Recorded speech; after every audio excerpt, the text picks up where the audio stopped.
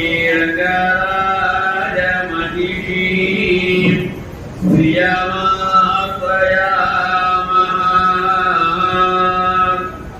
ஸ்ரீரங்கராஜகரணாம்புஜராஜஹம்சம் ஸ்ரீமத்பதாங்குலபதாம்புஜபிருங்கராஜம் ஸ்ரீபட்டநாதபலகாரம் காப்ஜமித்ரம் ஸ்ரீவத்ஸதிர்மகரணம் யதிராஜமீடே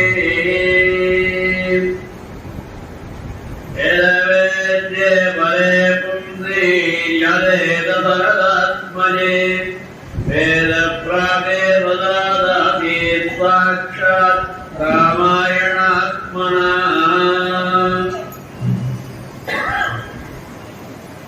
சாக்ஷாத் ஸ்ரீ அப்பதியார் சர்வேஸ்வரனான பெருமானுடைய நிர்கேந்திர கிருபையினால் ஆழ்வார்கள் ஆண்டாள் ஆச்சாருடைய அனுகிரக கிரீடத்தினாலே ஸ்ரீ வெங்கடேச சுப்பிரபாத கோட்டியாருடைய பெரிய முயற்சியினாலே பாகவதோத்தவர்களாக உங்களுடைய அன்பினாலும் ஆதரவினாலும் ஆண்டாள் கோட்டியினுடைய அன்பினாலும் ஆதரவினாலும் கருணாகிரி சாஸ்திரம் என்கிற அற்புதமான ஒரு வைபவமான நாம் அவசியம் தெரிந்து கொள்ள வேண்டிய ஒரு விஷயம் இந்த சரணாகதி. ஏனென்றால் நம்முடைய சம்பிரதாயத்திலே பக்தி பிரபத்தி என்று இரண்டு மார்க்கங்கள் சொல்லப்பட்டது. பொதுவாக வேத மார்க்கம் சொல்லுவது பக்தி. வேதத்தினுடைய வழியை சொல்லுவோமானால் அதுக்கு எதை காட்டுகிறது? பக்தி. பிரபத்தியையும் காட்டுகிறது. ஆனால் பிரபத்தியை முழுமையாக காட்டுவது எது அப்படி என்று பார்த்தோமானால் அது முதலிலே ஸ்ரீராமாயணம் சரணாகதி சாஸ்திரம். அந்த சரணாகதி சாஸ்திரத்தை நாம் அனுபவிச்சுட்டு வந்திருக்கோம். சரணாகதினா என்னன்னு சொல்லிட்டேன். சரணாகதிக்கு வேண்டிய லட்சணங்கள் என்னன்னு சொல்லிட்டேன். பக்தி என்பதற்கு என்ன லட்சணங்கள் சொல்லிட்டேன். இப்ப சரணாகதியில தேவர்கள் சரணாகதி வரைக்கும் நாம் அனுபவிச்சோம். அடுத்ததாக நாம் அனுபவிக்க வேண்டியது இரண்டாவதாக அதிமுக்கியம். அதிமுக்கியம் முக்கியம் முக்கியம் இல்லாதது. சாதாரணமாக ஒரு வார்த்தை சொல்லணும்னா அசாரம் அல்பசாரம் அசாரம் சாரம் அல்ப அசாரம் அல்பசாரம் சாரம் சாரதரம் சாரதமம் என்று 5 வகையாக பிரித்திருக்கிறார். அசாரம் அப்படின்னா அது பிரயோஜனமே இல்லாத ஒரு வஸ்து, ஒரு அர்த்தம், ஒரு ஞானம். அதற்கு என்ன பேரு? அசாரம். அது பிரயோஜனம் இல்லை. அதுக்கு அடுத்தது கொஞ்சம் அல்பசாரம், கொஞ்சம் நன்னா, அதை விட காற்று கொஞ்சம் நன்னா இருக்கிறது, பரவாயில்ல ஒத்துக்கலான்னு சொல்றது அல்பசாரம். அடுத்ததாக சாரம். சாரம் என்றால் இந்த அசாரத்தை காட்டிலும் அல்பசாரத்தை காட்டிலும் சற்று உயர்ந்தது. அது என்னது? சாரம். அதுக்கு அடுத்ததாக அல்பசாரம், சாசாரம், அல்பசாரம், சாரம், சாரதரம். இப்போ வஸ்துக்கள்லாம் போடுறோமோ, வஸ்துக்கள்லாம் வியாபாரம் பண்றவா என்ன பண்றா? இது தரம், தரமானது, நயமானது சொல்றா இல்லையா? இது தரமானது. அவர் பாகையில சொன்னா கேரட்டு, மற்றவ பாகையில சொன்னா 290 kdm. அது ஒரு தர நிர்ணயம் பண்றாலும் இந்தியன் ஸ்டாண்டர்ட் இன்ஸ்டிடியூட் ஆக்ட் அப்படி ஐஎஸ்ஐ பண்ணி தர நிர்ணயம் பண்றாளா இல்லையா? அதுலேயே செகண்ட் குவாலிட்டி, தேர்ட் குவாலிட்டி வைர வியாபாரிகள் பிடிப்பாங்க. இந்த வியாபாரிகள் ஏன்னா அவளுக்கு அதனுடைய நோக்கம் தெரியும், அதுல பயிற்சி தெரியும், அதுல ஞானம் இருக்கு. அதனால இந்த கல்லு சின்ன கல்லு பெத்த லாபமும். இந்த சின்ன கல்லு, இந்த சின்ன கல்லுல அதுக்குள்ள இருக்கக்கூடிய ரேஸ், அந்த கேரட்டை பார்த்து இது தள்ளத்தக்கது, இது ஆகவே ஆகாது, இது இந்த வைரம் வியாபாரம் ஆகாதுன்னா இல்லையா? அதுக்கப்புறம் செகண்ட் குவாலிட்டி, இது தேர்ட் குவாலிட்டி, இது மஞ்சினி சொல்றோம் இல்லையா? இது மஞ்சினி எக்ஸ்போர்ட் குவாலிட்டி சொல்றது. இப்ப பக்டஸ் எதிரியே தோஷம் இருக்கிறது, தோஷம் இல்லாத கல்லு, தோஷம் இருக்கிற கல்லு, அதெல்லாம் பார்க்கவே இல்லையா? பார்க்கவே இல்லையா? அதுபோல ஒவ்வொரு விஷயத்தையும் கழிச்சுட்டே வரும். சாரம் அசாரம் ஒண்ணுமே இருக்காது. சாரம் அசாரத்துக்கு உதாரணம் ஓணம்னா நம்ம ஆத்திர பண்ற தளிய.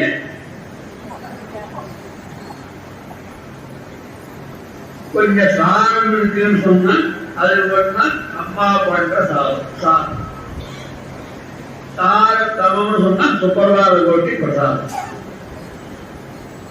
புரியதா? உதாரணமா சொல்றேன்.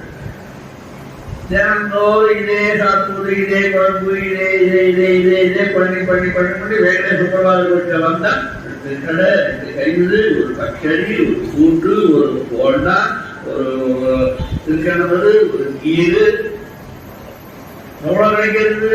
இதெல்லாம் ஆத்திரம் இதுபடி பண்ணி சாப்பிட முடியுமா? அதனாலதான் சாரத்தமம் எது வெங்கடேச சுப்பரவாத கோட்டில இந்த 10 நாள். ஆக இந்த 10 நாள் சாப்பிட்டு 355 நாளும் என்ன பண்ணணும்பா? அசாரத்தை சாப்பிட்டு. அதுபோல சில விஷயங்கள் இந்த பக்தியை முதலாக சொன்னோம், அதுக்கு அடுத்தபடியாக சரணாகதி சொல்லணும். சரணாகதியிலேயும் சில விஷயங்கள் சற்று தள்ளி நிற்பது.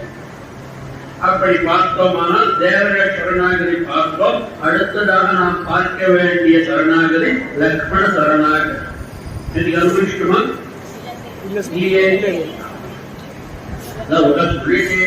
அப்படின்னு அப்போ லக்ஷ்மண சரணாகதி இது இப்ப தேவர்கள் சரணாகதி பலித்தது.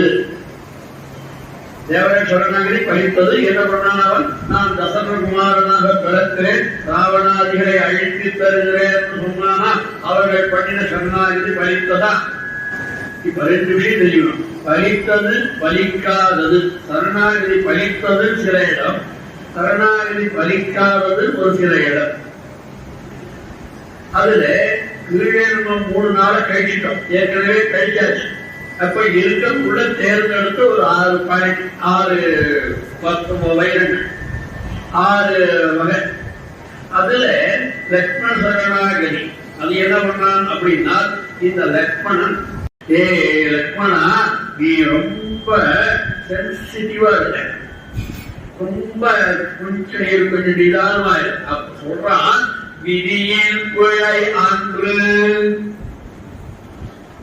நான் வனவாசம் போவதற்கும் காரணம் விதியின் பிழை அன்று. நம்ம என்ன சொல்றோம்? சாதாரணமாக கமராட்டு பாடல் சாதாரண சொல்லலாம், எல்லாம் அவா விதி சொல்றான், ஆழ்வாறு சொல்றான்.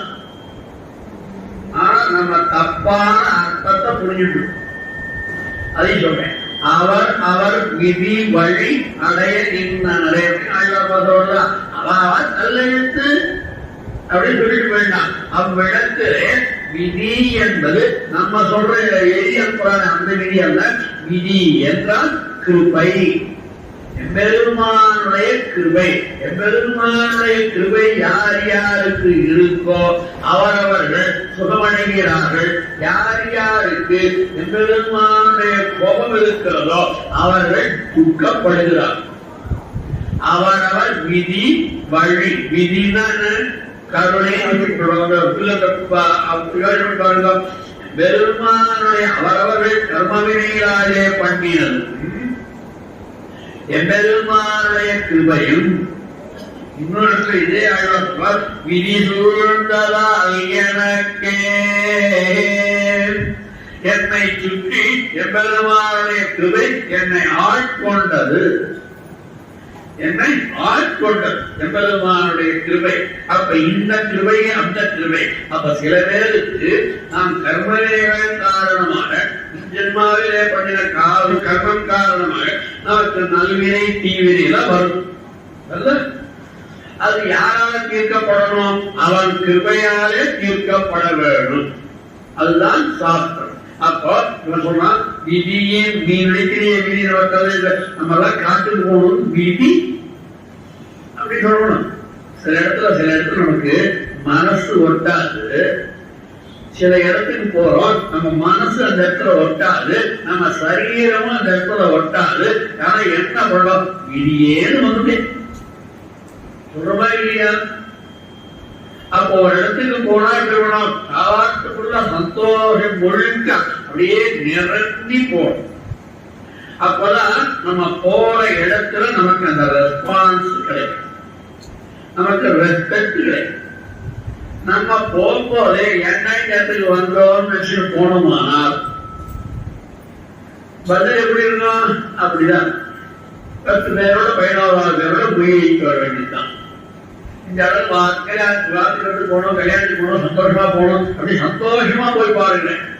by heart, by body, by the body language, by face, சிரிச்சுட்டு ஒரு ஹாப்பியா அங்கேயாவது கிளம்பிக்காவது சிரிச்சுட்டு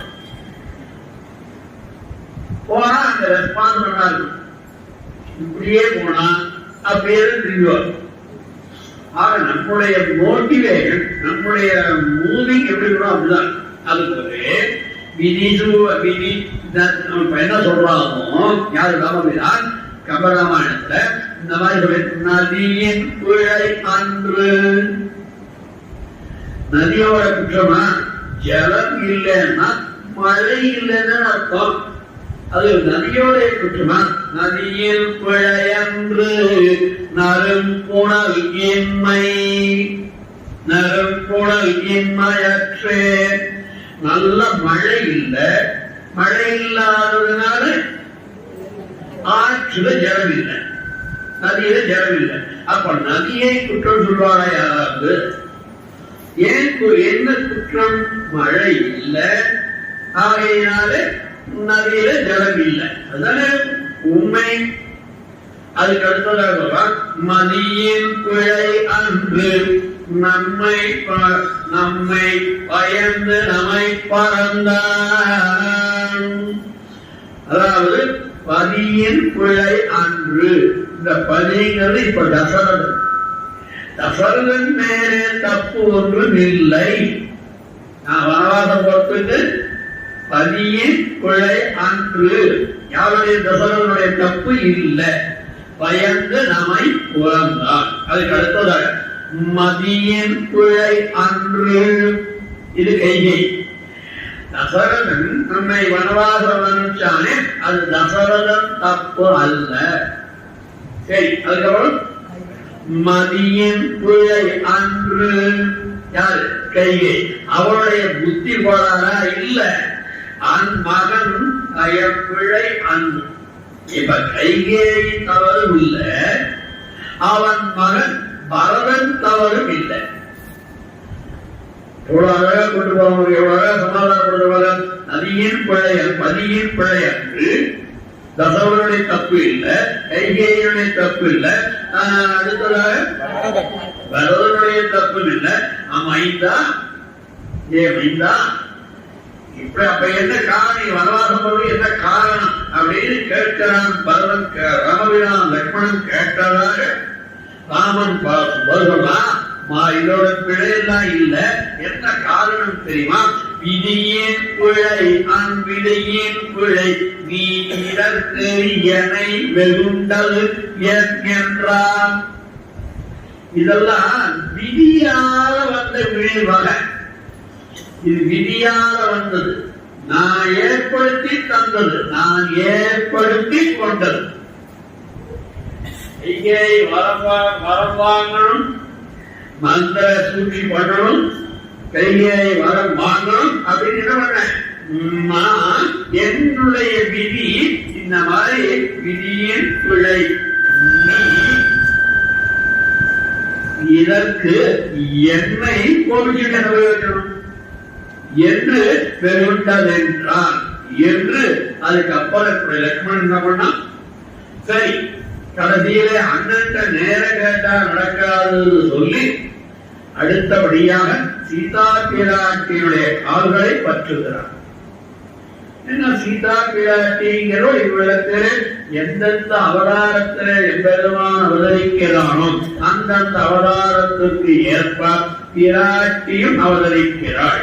சீதையாக பிறந்தால், ராமனாக பிறந்தால் சீதையாக பிறக்கிறாள், கண்ணனாக பிறந்தால் ருக்மிணியாக பிறக்கிறாள், அச்சாவதாரமாக பிறந்தால் ஆண்டாளாக. அப்போ இப்ப என்ன சொல்றான்? இப்ப சமாதானம் ஆயிட்டான். சீக்கிரம் துறந்தான். ராமபிரான் சொன்ன சமாதானத்தை ஏற்றான். சீக்கிரம் துறந்தான். எதிர் நின்று தெரிந்து செப்பும் மாற்றம் துறந்தான். முதல்ல கோபத்தை விட்டான். யாரு? சீற்றம் துறந்தான்.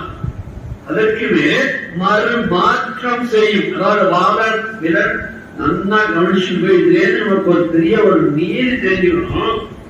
யாரால் பெரியவர்கள் ஏதாவது சொன்னால் நம்மை எதிர்வார்த்தை கூடாது. அவர்கள் சொல்வது நிச்சயம் நம்முடைய நன்மைக்குத்தான் என்ற நம்பிக்கை வரும். ஆக அப்ப சொல்றான், செப்பும் மாற்றம் துறந்தான். எதிர் நின்று, அதாவது அவபிரான் சொன்னவரை மறுமாற்றம் சொன்னாலும் அந்த மாற்றம் துறந்தான். அதற்கு பிறகு மறை நான்கென வாங்கல் பெறலாம். மறைகள் நான் மறைகள் தொடர்கின்ற பெருமானை வேலை இழம்பி தன் ஆணையாலே ஏற்ற தொடங்கினான். அப்படி பின்னாடி கிளம்ப ஆரம்பிச்சான். கடலில் தனிவு எய்திருந்தார். இப்ப சாதாரணம் ஆயிட்டான். யாரு? அப்போ இந்த லக்ஷ்மணன் சரணாகதி பண்ணினான். நேரடியாக ராமபிரானை கூட்டான். ஆனால் அவன் ராமபிரானை பிரார்த்தித்தான். ஆனால் அவன் சரணாகதி அவனை பொறுத்தவரையில் பலிக்கவில்லை. சீதா பிராட்டியுடைய கடாட்சமடியாக அவருடைய சரணாகதி பலித்தது. இவன் சரணாகதி பண்ணினான். எங்க? பிராட்டி என்று சொன்னான். அகம் சர்வம் கரிஷ்யாமி ஜாக்கிரத ஸ்வபலட்சமே. ராமபிரானே, தேவரீரும் சீதா பிராட்டியும் இருக்கும் பொழுது, தூக்கத்திலையும் தேவரீர் தூங்கும் பொழுதும், தேவரீர் விழுத்திருக்கும் பொழுதும் எல்லா அடிமைகளையும் செய்யப்பெறுவேன் ஆக வேணும் என்று பிரார்த்திக்கிறார். அதுதான் திருமந்திரத்தினுடைய அர்த்தம். திருமந்திரத்தினுடைய அர்த்தம் என்ன? எல்லா அடிமைகளையும் செய்ய பெறுவேன் ஆக வேணும். இதுதான் திருமந்திரத்தினுடைய அர்த்தம். தேர்ந்த அர்த்தம் உலகவாச்சாரியர் ஒரு வரியில காட்டும். அப்போ பிராட்டி பிரகாரம் இருக்கு, எம்பெருமான் கிருபை இருக்கு. சரி, சரிவா, அவ சொல்லிட்டான்னா சரிவா. அப்போ லக்ஷ்மணன் சரணாகதி பறித்தது. ஆனால் பிராட்டி பிரகாரம் அறியாக அவளுடைய துணையாக இவனுடைய பிரகாரம் பறித்தது. நன்னா கவனிக்கிறார். இப்போ புருஷகாரம் பறித்ததா இல்லையான்னு கேள்வி வந்தா முதல்ல மேலோட்டமா பார்த்தால் பறிக்கவே வரும். ஆனால் கொஞ்சம் உட்புகுந்து பார்த்தால் பறித்தது வரும். இன்னும் ஒரு விஷயம், சரணாகதி நாம் பண்ணினாலும், சரணாகதி நாம் என்னதான் சரணாகதி பண்ணினாலும் பறிப்பது அவன் நினைவு. நம்ம சரணாகதி பண்ணிட்டோம் ஆறி இருக்க முடியாது. சரணாகதி பலிக்கிறதா இல்லையா அப்படின்னு அந்த சரணாகதி பலிக்கிறதுக்கு என்ன வேணும்? அவன் கருணை. அதாவது ஒரு இடத்துல நம்ம அப்ளிகேஷன் போடுறோம். அந்த அப்ளிகேஷன்ல சம் குவாலிஃபிகேஷன்ஸ் நம்ம ஸ்பெசிஃபிக் பண்றோம். உண்டா இல்லையா? ஸ்பெசிஃபிக் பண்றோம். குவாலிஃபிகேஷன் எல்லாம் குவாலிஃபிகேஷன் தான் எழுதுறோம். அப்பாயின்மெண்ட் அவன் என்ன பண்ண அந்த குவாலிஃபிகேஷன் இருக்கா, நம்ம எதிர்பார்ப்பெல்லாம் இருக்கா அப்படின்னு பார்த்து ஒண்ணு டிக் பண்ணிட்டே வரான். டிக் பண்ணிட்டே வந்து கடைசியிலே என்ன பண்றான்? Approved or accepted or you are appointed சொல்றா இல்லையா? அப்ப அந்த குவாலிஃபிகேஷன் இருந்தாலுமே அதை ரிஜெக்ட் பண்ணுவதற்கு இவனுக்கு அதிகாரம் உண்டா இல்லையா?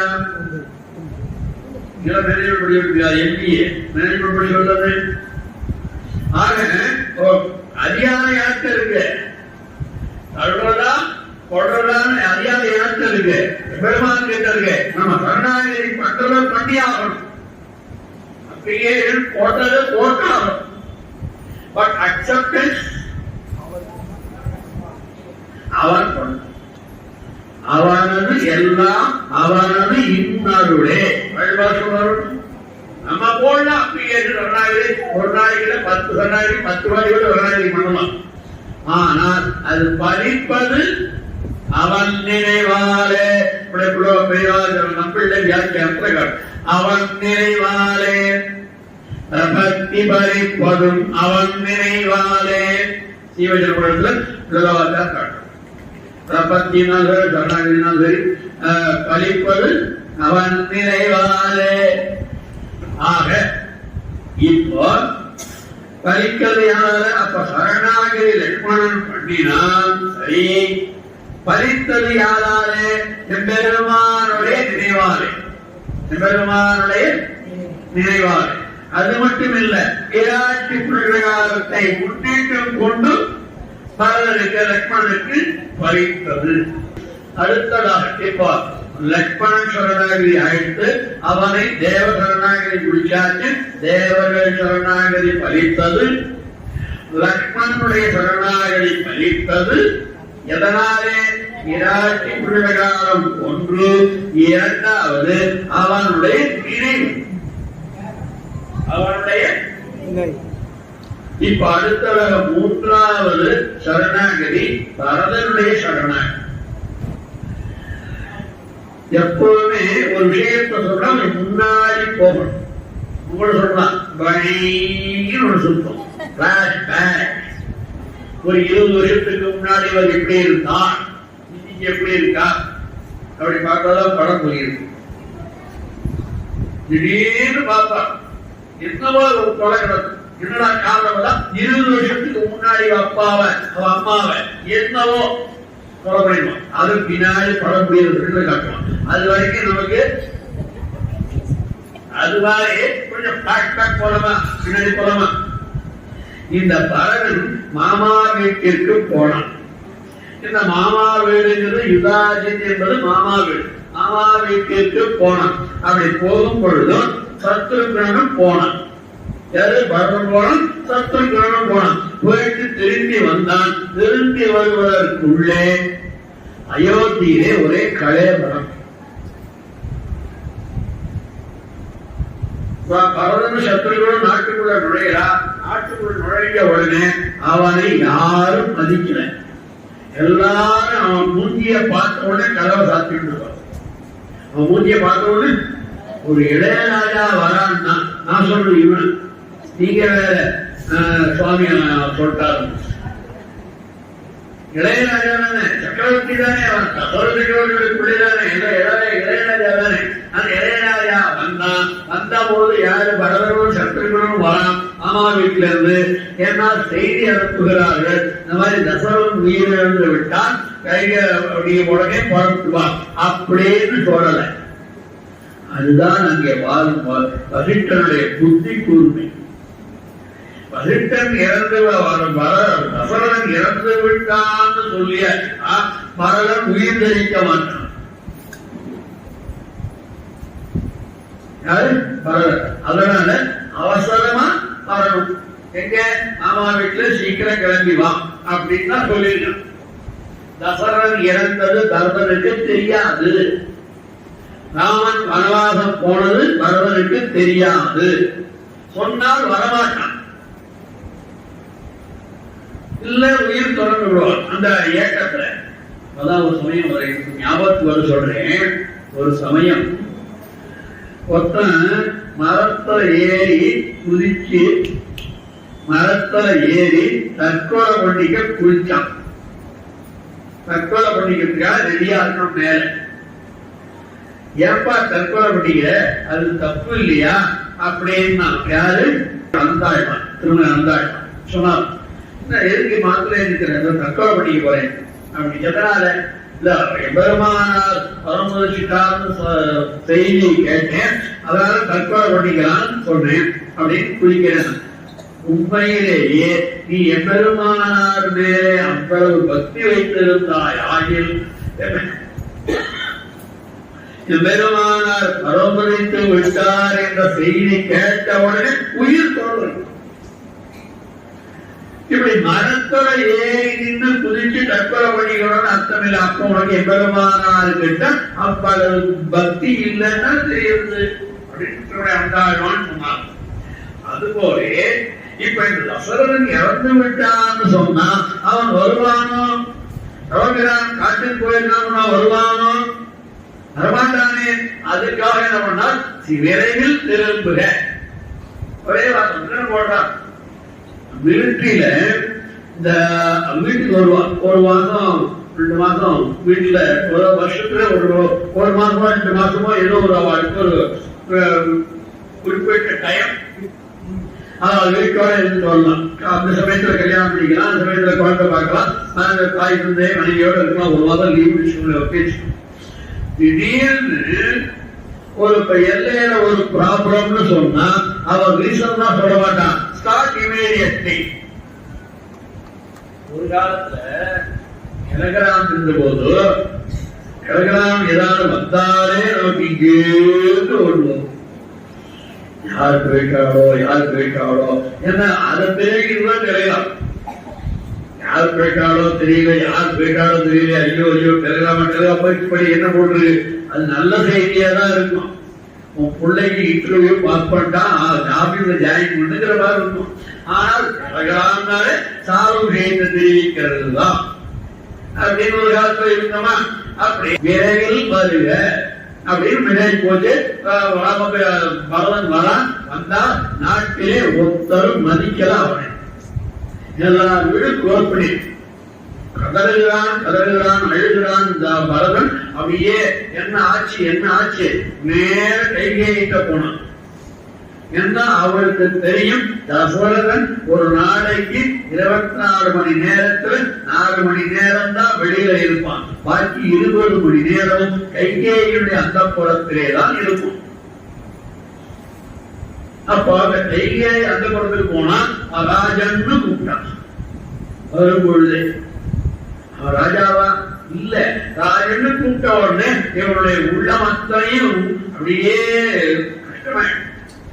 உடனே என்ன பண்ணினா மந்திரிகள் தான் கூட்டினான். அப்படி எல்லாரையும் வந்தா என்ன ஆச்சுன்னா இந்த மாதிரி வேற ஒன்றும் இல்ல, 7 ஆண்டில் புண்ணிய நதிகளாடி 7 ஆண்டில் நீ புண்ணிய நதிகளாடி திரும்பி வா என்று தசரதன் இயக்கினான். காட்டான், வனவாசம் போயிட்டான். யாரு? ராமபிரான். சரி, வனவாசம் போனது இருக்கட்டும். தசரதன் என்ன பண்ணான்? அவன் உயிர் துறந்தான். வானகமேலிருந்து போகின்றேன், கானகமேலிருந்து போகின்றாய். நீ ஆசையோட வனவாசத்துக்கு போயிட்ட, நான் வானகமேலிருந்து போகின்றேன் அப்படின்னு சொல்றாங்க. தசரதன் எப்படிங்கிறான்? பரதன் வருகிறான். அப்ப என்ன பண்றான்?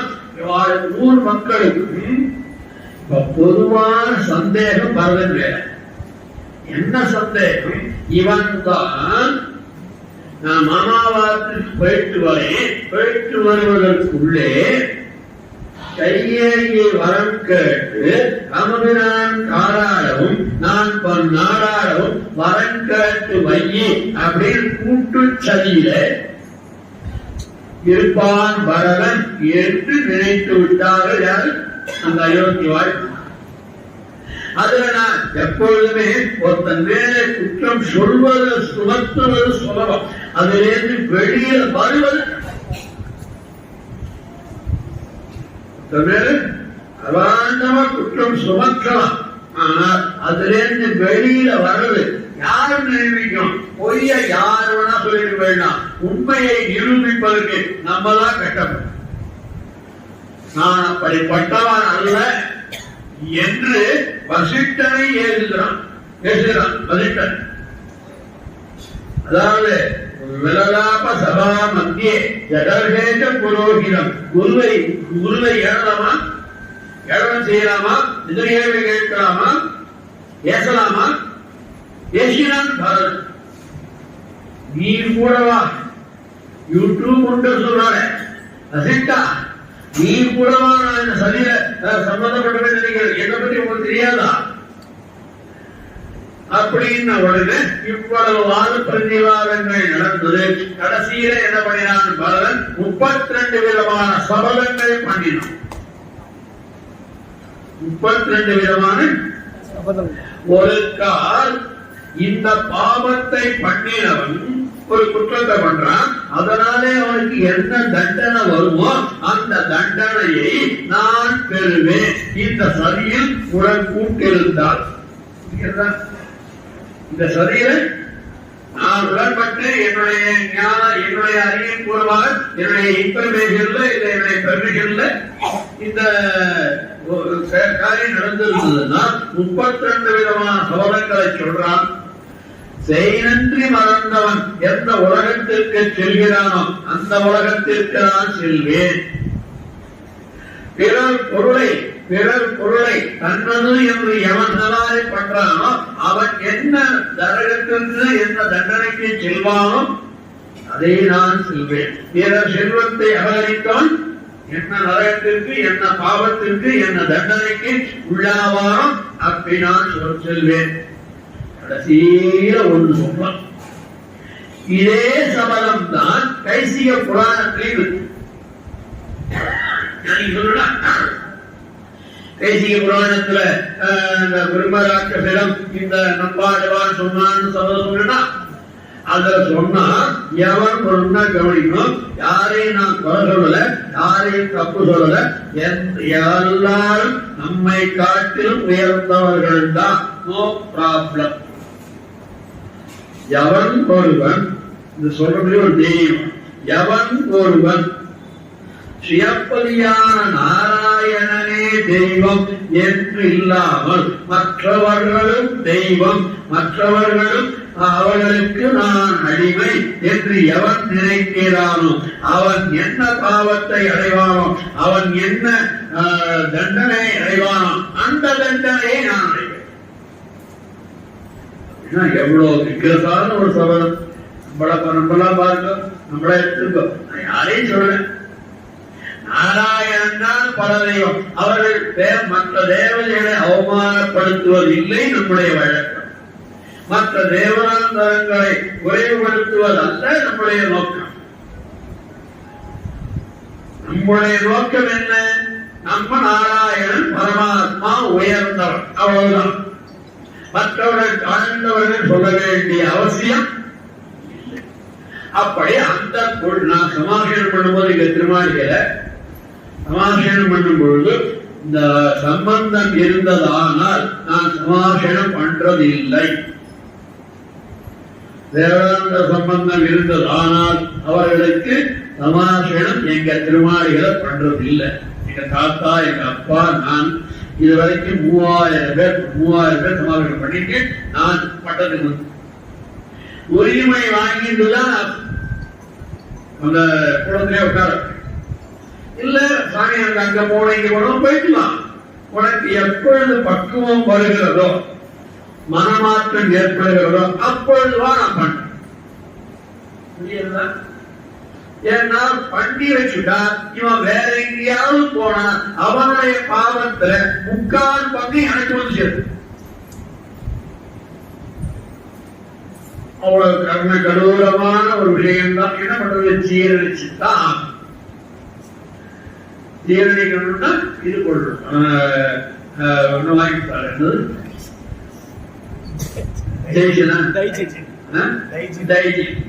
ஜீரணமாகலன்னா தைஜி புத்தா. அது மாதிரி காலட்சேபம் கஷ்டமா இருந்தா பொறுத்திருந்தா காலட்சேபத்தை கேட்டான். அப்ப சொல்றான். அப்பதான் நம்புகிறான் வசிஷ்டன் அந்த அயோத்தியர்கள் அத்தனை. சரி, இவன் சொல்வது உண்மை, இவன் சத்திய சொன்னன், இவனுக்கும் அந்த நமபிரான் உணவாத போக்கும் தசன உயிரிழப்பதற்கும் இவன் காரணம் அல்ல என்று முடிவெடுத்து அப்பொழுதே படை புறப்படுங்கள். நவபிரானை தேடி தேடி தேடி அப்படியே போயிட்டே இருக்கான். யாரு? அப்படி வழியெல்லாம் தேடிக்கொண்டே ராமா ராமா ராமன் சொன்னேன். தொழுது அருக்கையினன் கையை தூக்கிட்டு ராமா ராமா ராமா ராமா தொழுதுயர் கையினம் துவண்டமேனியம் அப்படி பார்த்தா அவரம் நீரன அப்படி அழகா துவண்டமேனியம் அழுதழி கண்ணியன் அப்படியே கண்கள் முழுக்க பாஷ்பம் கண்கள் முழுக்க அப்படியே ஜலப்பட்டு எதாலே ராமனை பிரிந்த பிரிவினாலே தனக்கு ஏற்பட்டிருக்கக்கூடிய அவமானத்தை ஏற்பட்டு நன்மையை சுமத்தப்பட்டு இருக்கக்கூடிய குற்றத்தை நிரூபிக்கவர் என்ன குற்றம் சுமத்தினார் நீதான் உடனே குற்றம் சுமத்தினார் அதை நிரூபிக்கணுமா வேண்டாமா அதுக்காக ராமபிரானை தேடி சென்று அவனை திருப்பி அழைத்து வர வேண்டும் தொழுதுயர் கண்ணீரும் துவண்டமேனியம் அழுதழு கண்ணீரும் அவரம் வீரனாய் எழுதிய படிவமுத்து வந்தனை முழுதர் சிந்தையன் முடிய நோக்கினான். இந்த வார்த்தை இந்த பரதன் இப்ப வந்தான் பரதன் இப்படி வருகிறான் பரதனை பார்க்கிறான். இந்த பரதன் மேலே ஒரு சந்தேகம் ஏற்படுது. ஏன்னா படையோட வரான், தாய்மாரோட வரான், படையோட வரான். சரி திருப்பி இங்க வந்து இவனுக்கு ஏதாவது உயிருக்கு ஆபத்து ஏற்பட்டுருமோ என்று பரிதவி அப்படி வரான். அப்படி வந்தவனை யார பரதன் இப்போ பரதன் வரான். அந்த பரதனை பார்க்கிறான் யாரு? எப்படி பார்க்கிறான் தெரியுமா? முழுதுயர் சிந்தையன் யாரு? முழுதுயர் சிந்தையன் எல்லா விதமான விஷயங்களையும் தெரிஞ்சவன். பரதனுடைய நிலைமையை நன்கு புரிந்து பரதனுடைய நிலைமையை தெரிந்தவன் யாரு? நிலவண்ணன். முடிய நோக்கினான். காலில் ஆரம்பிச்சு தர வரைக்கும் எம்பெருமானை பாடுகிறார்கள் ஆழ்வார். எம்பெருமானை பாடுகிறார்கள் ஆழ்வார். நாம் எம்பெருமானை அனுபவிக்கும் பொழுது திருவடியிலிருந்து திருவடி வரைக்கும் நம்ம அனுபவிக்கிறோம். இப்போ அவன் எம்பெருமான், நாமெல்லாம் யாரு? அடியார்கள் தானே. நம்மளாம் எப்படி அனுபவிக்கிறோம்? மேல அனுபவிக்கிறோமா? இப்போ எம்பெருமான் பரதனுடைய திருவடியிலிருந்து திருவடி வரைக்கும் அனுபவிக்கிறோம். அப்படின்னா அந்த பரதனுடைய ஏற்றம் என்ன ஏற்றம்? எவ்வளவு பெருமை பெற்றோம். சர்வேஸ்வரனாய பெருமானே இந்த பரவனுடைய நிலையை கண்டு திருவடியிலிருந்து ஆரம்பிச்சு திருவடியோட காலிலிருந்து ஆரம்பிச்சு தர வரைக்கும் அனுபவிச்சான். யாரு? முழுதுணர் சீத்தையன் நன்னா தெரியும். லக்ஷ்மண சமாதானப்படுத்த ஆமே பார்த்து பலவிதமான வாழ பிரதிவாதங்களை தான் ஆட்சி படுதல் போக வேண்டாம். எனக்கு கொடுத்துருக்கிற டயத்தை புரியணும். எல்லாம் சமாதானம் ஆச்சு. கடைசியில என்ன சொன்னான் பரதன்? ராமபிரான் என்ன சொன்னா? நீ நாடாள போ என்று பாதுகைகளை தந்தான். அந்த பாதுகைகளை எடுத்துக்கொண்டு வந்து நந்தி கிராமத்திலே வைத்து அரசாட்சி புரிந்தான். ராமன் போல அரசாட்சி புரிந்தான். ஏன்? ராமனை காற்று ராமனுக்கு அரசாட்சியே வரல. ராமனுக்கு அரசாட்சி வரல. இன்னும் வனவாசத்துல இருக்கான். ஆனால் ராமன் போல ஆட்சி புரிந்தான். யாரு? இங்கே நந்தி கிராமத்தில். அந்த நந்தி கிராமத்துலதான் பரதன் இன்றைக்கும் நம்ம போய் சேவிக்கலாம். நந்தி கிராமம் அயோத்தி பக்கத்துல இருக்கு, போய் சேவிக்கும். அந்த நந்தி கிராமத்துக்கு பரதன் ஏழிருந்து ஆட்சி புரிந்த இடம். அதே இடத்திலேதான் அயோத்தியிலே, அதாவது சீதாபட்ட இது முடிஞ்சு ராவண வரவெல்லாம் முடிஞ்சு திரும்பி வரும் பொழுது ஹனுமான் வந்து பரதனுடைய தோளை கட்டி கொண்டான். ஆலிங்கனம் அடைவன். இன்னைக்கு அந்த விக்கிரகத்தை சேவிக்கலாம் நந்தி கிராமத்தில். ஆக என்று சொல்றேன். அந்த மாதிரி 2 வாட்டி அந்த இடம் பேர் பெற்ற இடம். அந்த அரசாட்சி பண்ணினான். அப்பொன்னா சொன்னா கேட்டான் இவன். ஆமீனில் நீ வரமாட்ட, ஒரு வாட்டி வரமாட்ட, ரெண்டு வாட்டி வரமாட்ட. இப்ப பரதன் சரணாகதி பண்ணினானா, வான் கூட்டானா, வரமாட்டேன்னா அப்ப பரத சரணாகதி பறித்ததா இல்லையா? பறிக்கிறோம். ஆனால் பறித்தது வராது, ஆனா வரும்.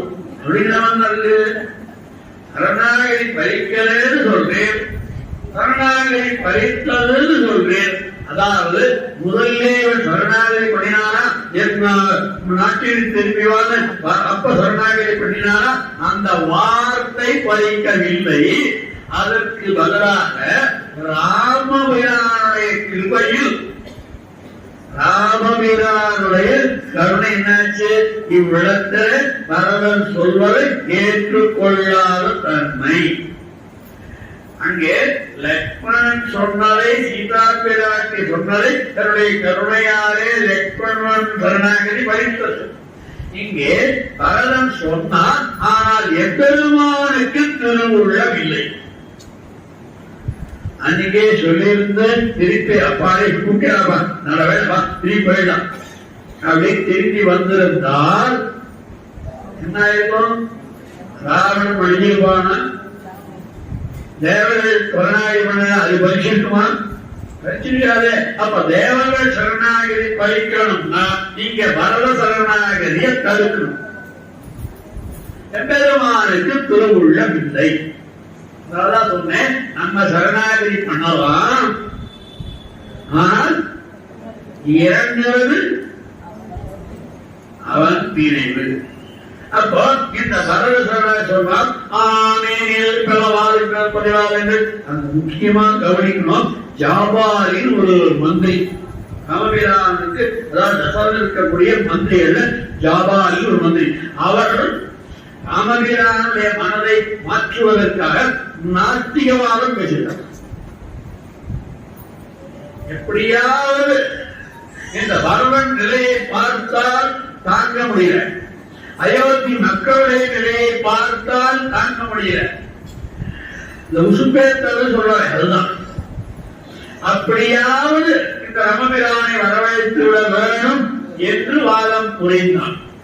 கடைசியிலே ராமன் ஏகாங்க சிந்தனை, ஒரே நிலம் பிரதர், எடுத்த காரியத்தை முடிக்கிற வரைக்கும் அப்படி ஆமையில் 7 ஆண்டில் 7 ஆண்டில் நீ ராமபிரான் வந்து நானிலம் கோமுறை புரிகிலை இந்த நாட்டை அயோத்தியை ஆளவில்லை எனில் பரதத்தின் ஆணை சாற்றினேன். நமதிரானே உண்மையில ஆணையினேன், உண்மையில அழ்வார் காட்டான், இருவானை நின் ஆணை கண்டாய். நிச்சயமா சொல்லு, அங்கீகரித்தே ஆகவன். சொல்றியா இல்லையா?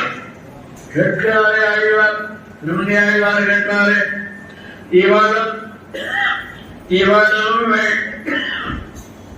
இவளும் வெண்மதிவோல் திருமுறத்தறிவை செழிகடல் அமுதினில் பிறந்த அவளும் இந்நாக திருப்பதம் அறிந்தும் ஆயிரம் ஆசை விழாளாய் குவளையன் கண்ணி கொல்லியம்பாவை சொல்ல நின்றாள் நயந்திருந்த இவளை உன் மனத்தாய் நிறைந்திருந்தாய் இடவெந்த எந்த பிரானே. மார்பில் பிரிவிராட்டியார் பக்கத்தில் குரு பிராட்டியார் பிராட்டியார்கள் இருக்கிறார்கள். இருந்தாலும் என்னுடைய பெண் உண்மையிலே ஆசை வைத்திருக்கான், நீ அவளை காதல் கொண்டாய். அப்ப இன்னைக்கு வரலையே, வரேன்னு சொல்லிட்டு வரலையா? ஏன் வரல சொல்லு. இது இதே திருமங்கையாழ்வாருடைய தாயார் பலகார நாயகி சொல்றவான். பலகார நாயகி திருமங்கையாழ்வார் தன்னை பெண்ணாக பாவிக்கும் பொழுது பலகார நாயகி திருமங்கையாழ்வார்களே தாயார் சொல்வதாக இந்த சொல்லு அப்படின்னு. அதே நம்மாழ்வார் அவர் பரகுக நாயகி, அவருடைய தாயார் சொல்றான். ரெண்டு பேரும் தாயார் ஒண்ணுதான், நாயகி ஒண்ணுதான், விஷயம் ஒண்ணுதான். அவ எப்படி சொல்றான்? கங்குரும் பகலும் கண்பேரறியாள் கண்ணனேர் கையாளாயிருக்கும் அங்குவக்கரங்கள் கைவோக்கும் அவனை கண்ணின்னேரும் எங்கேதறிக்கேன்னும் இருளம் கைகளாயிருக்கும் வெண்கையல் வாயினே திருவரங்கத்தாய் இவள் திறத்தன் சிந்தித்தாயே. இப்படி குறைந்து எவ்வளவு மரியாதை, எவ்வளவு கௌரவமா சுவாமி என் பொண்ணை பத்தி என்ன நினைக்கிறேன். இது யாரு? நம்மாழ்வார். சுவாமி பொண்ணை கல்யாணம் லவ் பண்ணேன், வந்தேன், கண்டேன், சென்று விட்டேன், என்ன நினைச்சிட்டு இருக்கேன் அப்படிங்கிறது. இது பை பொலைட், பை ப்ளீசிங், அங்க பை ஆர்டரிங். யாரு சொல்ல? ஏன் வாழ்வழியார் மந்திரம் கொள் மங்கையர்வோன் கத்திய காமிச்சு மந்தவாங்க இது சாதாரண. இது முதுகிரி, இது பெருமாளுக்கு திருவேணமையாருக்கு ரெண்டு பிள்ளை. இது ரெண்டு பிள்ளை, ஒண்ணு நம்மாழ்வார், ஒண்ணு திருமங்கையாழ்வார். நம்மாழ்வார் வேதத்தினுடைய அர்த்தத்தை சொல்ல வந்தவர், திருமங்கையாழ்வார் வாழ்வழியார் மந்திரங்கள் மங்கையர்வார். அப்ப இவர் கேட்கிற தொலி வேற, இவர் கேட்கிற தொலி வேற. அதுக்காக நம்ம சம்பிரதாயத்தில் இவர் முதுகிழி, இவர் இளங்கிழி.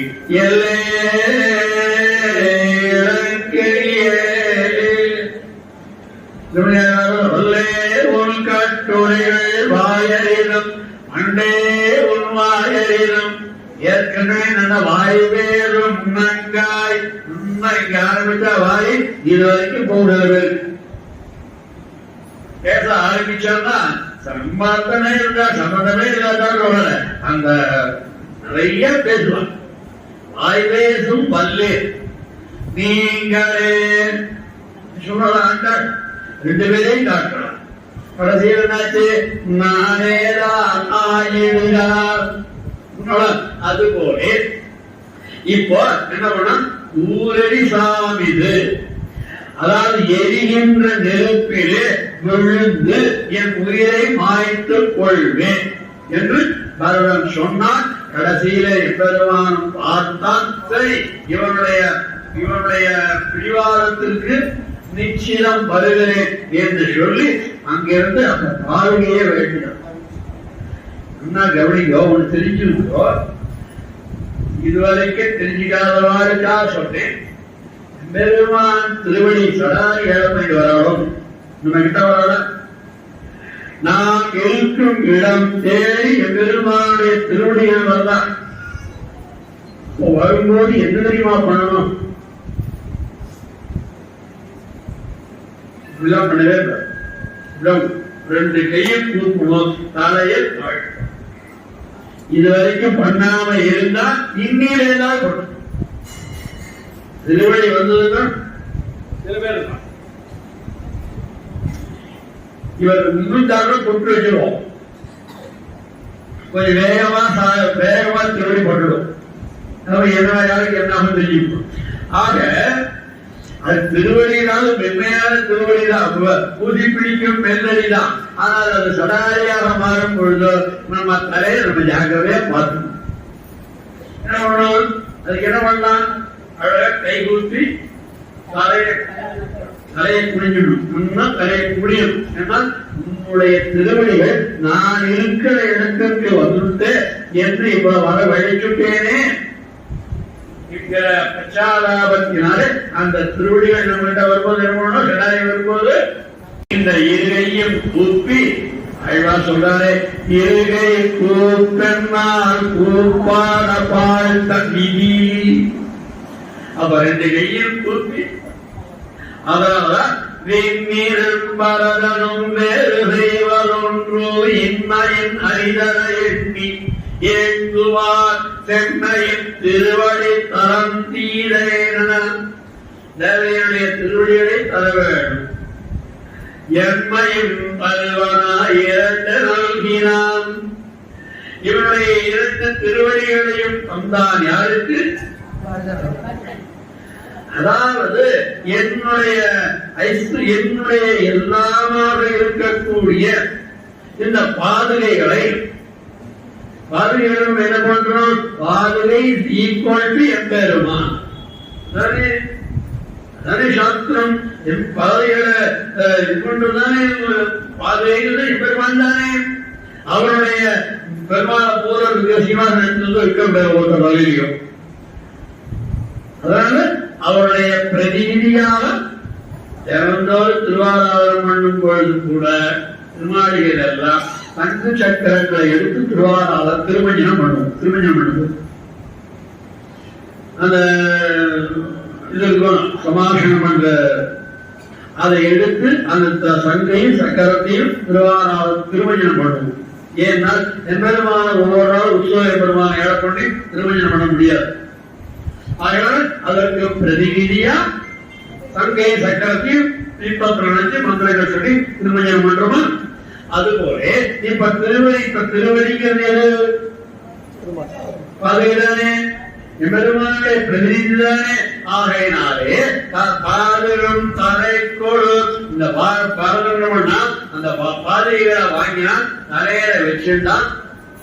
தலையில வச்சிருந்து அவை அயோத்திக்கு திரும்பி வந்தான். அது நந்தி கிராமத்திலே இருந்தான். நந்தி கிராமத்திலே இருந்து அந்த அரசாட்சியை புரிந்தான். பரதனோடு பரதன் அரசாட்சியை புரிந்தான். அங்கே சொல்றான் பரதன் அரசாட்சி புரிந்தான் சொல்லல, அந்த பாதையை அரசாட்சி. அப்ப எம்பெருமானை காட்டிடும் எம்பெருமானுடைய திருவடிகளுக்கு அவ்வளவு ஏற்றம். அந்த திருவடிகளுக்கு மொட்டையா இருக்காமா? இல்லை, இது நம்ம வழக்கமா? இது நம்ம வழக்கமா? இல்லையே.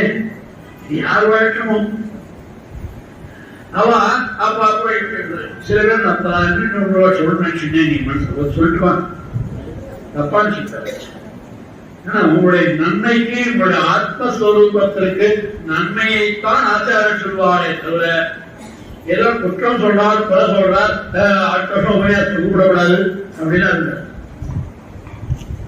சில பேர் சேவிகள் சரியா இருக்கு, அந்த இடத்த தொட்டு என்ன பண்றது வைக்க நான் பார்க்கிறேன். ஏன்னா தெரியாது, தப்பு ஒண்ணு சொல்ற, அது தெரியாது. கீழே விழுந்து சேவிச்சா கை கூப்பனமே தவிர எச்சப்படக்கூடாது. அந்த இடத்தை தொட்டு தலையில விட்டு அந்த இடம் ஆச்சாரியன் நடக்கலாம். அந்த திருவடி பட்டுதான் ஆச்சாரியன் திருவடி பட்டுதான் அந்த திருவடி துவரை எடுத்து தலையில வச்சுக்கலாமே தவிர சில பேர் அதெல்லாம் பண்றான். வாழ்க்கை தவிர்த்து கொள்ளும். நம்மளால புரிய பிள்ளைதான் பையன் ஆட்டோமேட்டிக்கா வந்துருவோம். ஆக திருவடி துவங்கினான். அந்த திருவடியை எடுத்து வந்தான். இந்த பாதுகையை பற்றி வேதாந்த தேசிகன் 1000 ஸ்லோகங்கள் பண்ணியிருக்காங்க திருவடியை பற்றி.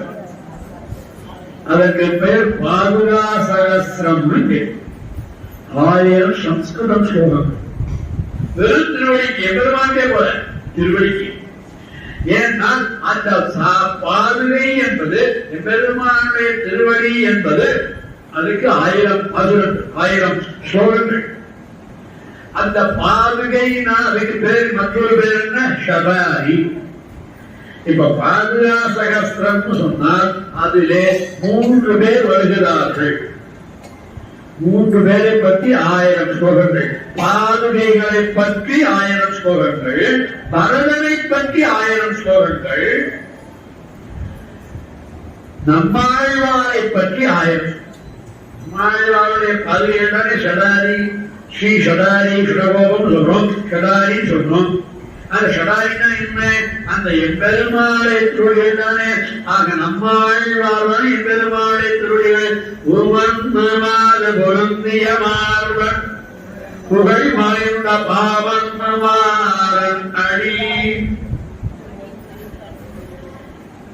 பணித்தெஞ்சோம் நம்ம அது பேசுறீங்க. அது ராமானுஜர் எனக்கு வேண்டி பிரம்மாவா மட்டும்தான் மாறன். அப்போ பூமந்தமாக பொருந்திய மாறன் விழ்வரைத்த பாவன் மாறன் ஜடதாபன் ஜடாய் ஆக இந்த எம்பெருமானை இப்படி அனுபவிக்க வேணும். ஆக இந்த பரதனுடைய சரணாகதி அவன் அளவிலே பலிக்கவில்லை. ஆனால் ராமபிரானுடைய திருவுள்ளத்தாலே பலித்தது. அதனால்தான் இது சற்று தள்ளி வைக்கும். அத நீங்க லக்ஷ்மண சரணாகதி பரத சரணாகதி பலிக்கல அப்படின்னு சொல்லிட்டாலும் நீங்க யோசனை பண்ணிட கூடாது.